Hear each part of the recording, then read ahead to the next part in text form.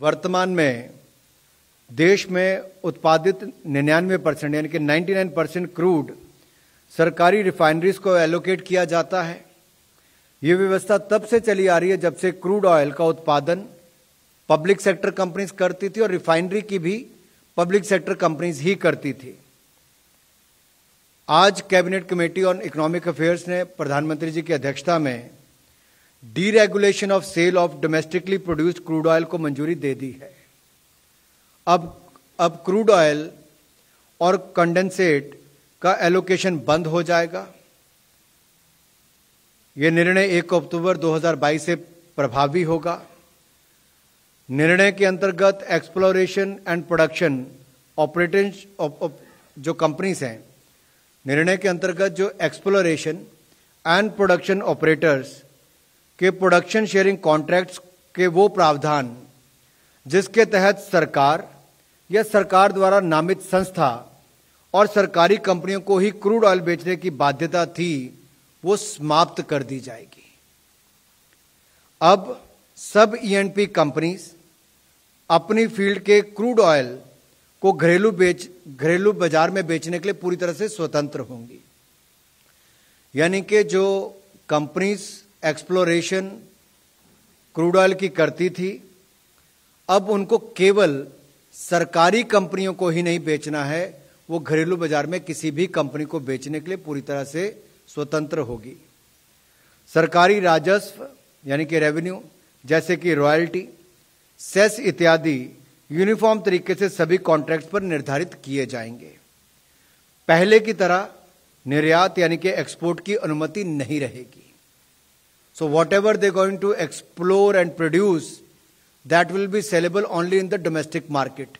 But they will have a freedom not only to sell it to the government companies, but also to any private company. They will be free to doing so. यह निर्णय आर्थिक गतिविधियों को और बढ़ावा देगा, upstream तेल और गैस क्षेत्र में निवेश करने को और प्रोत्साहन देगा और 2014 से शुरू किए गए टारगेटेड ट्रांसफॉर्मेटिव रिफॉर्म्स की श्रृंखला पर आधारित होगा। इस दौरान तेल और गैस के उत्पादन, बुनियादी ढांचे और विपणन से संबंधित नीतियों को और अधिक पारदर्शी बनाया जाएगा।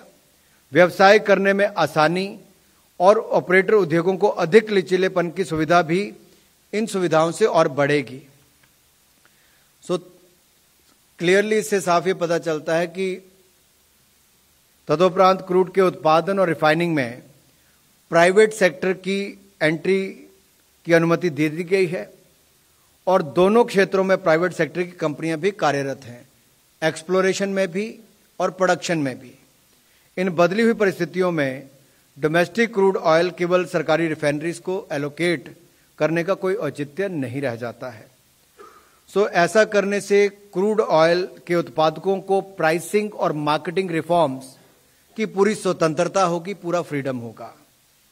इससे उन्हें अधिक से अधिक क्रूड ऑयल उत्पादन के लिए प्रोत्साहन भी मिलेगा। अगर मैं आज के परिप्रेक्ष्य में बात करूं तो 2018-19 में जो ईएनपी प्रोड्यूसर्स हैं उन्होंने जो एलोकेट किया था, क्योंकि सरकार के द्वारा उसको एलोकेट किया जाता है, उसके बाद तो एलोकेशन का रिफाइन कितना हुआ 2018-19 में मात्र 71% हो पाया और 2019-20 में मात्र 59% हो पाया।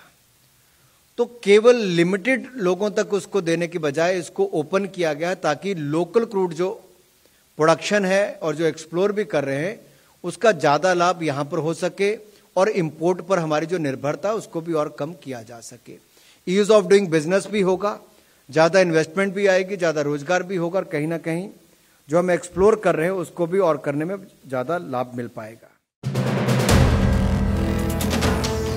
वीडियो पसंद आया तो हमें लाइक, कमेंट, शेयर और सब्सक्राइब जरूर करें।